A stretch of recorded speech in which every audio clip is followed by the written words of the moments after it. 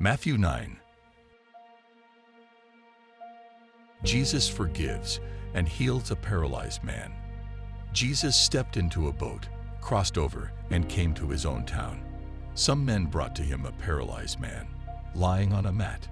When Jesus saw their faith, he said to the man, "Take heart, son, your sins are forgiven." At this, some of the teachers of the law said to themselves, "This fellow is blaspheming." Knowing their thoughts, Jesus said, "Why do you entertain evil thoughts in your hearts? Which is easier, to say, 'Your sins are forgiven,' or to say, 'Get up and walk'? But I want you to know that the Son of Man has authority on earth to forgive sins." So he said to the paralyzed man, "Get up, take your mat, and go home." Then the man got up and went home. When the crowd saw this, they were filled with awe, and they praised God, who had given such authority to man. The calling of Matthew. As Jesus went on from there, he saw a man named Matthew sitting at the tax collector's booth. "Follow me," he told him, and Matthew got up and followed him. While Jesus was having dinner at Matthew's house, many tax collectors and sinners came and ate with him and his disciples. When the Pharisees saw this, they asked his disciples, "Why does your teacher eat with tax collectors and sinners?"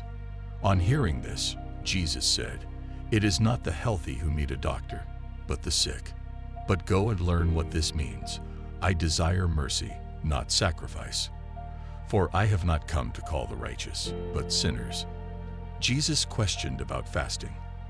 Then John's disciples came and asked him, "How is it that we and the Pharisees fast often, but your disciples do not fast?" Jesus answered, "How can the guests of the bridegroom mourn while he is with them? The time will come when the bridegroom will be taken from them. Then they will fast. No one sews a patch of unshrunk cloth on an old garment, for the patch will pull away from the garment, making the tear worse. Neither do people pour new wine into old wineskins. If they do, the skins will burst. The wine will run out, and the wineskins will be ruined. No, they pour new wine into new wineskins, and both are preserved." Jesus raises a dead girl and heals a sick woman. While he was saying this, a synagogue leader came and knelt before him and said, "My daughter has just died, but come and put your hand on her, and she will live." Jesus got up and went with him, and so did his disciples. Just then a woman who had been subject to bleeding for 12 years came up behind him and touched the edge of his cloak. She said to herself, "If I only touch his cloak, I will be healed." Jesus turned and saw her. "Take heart, daughter," he said, "your faith has healed you." And the woman was healed at that moment. When Jesus entered the synagogue leader's house and saw the noisy crowd and people playing pipes, he said, "Go away. The girl is not dead but asleep." But they laughed at him.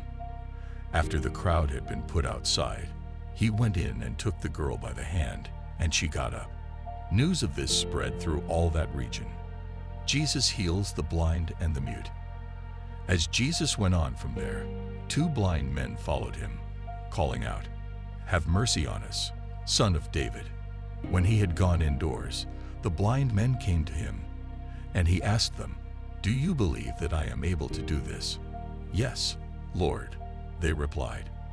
Then he touched their eyes and said, "According to your faith, let it be done to you." And their sight was restored. Jesus warned them sternly, "See that no one knows about this." But they went out and spread the news about him all over that region. While they were going out, a man who was demon-possessed and could not talk was brought to Jesus. And when the demon was driven out, the man who had been mute spoke. The crowd was amazed and said, "Nothing like this has ever been seen in Israel." But the Pharisees said, "It is by the prince of demons that he drives out demons."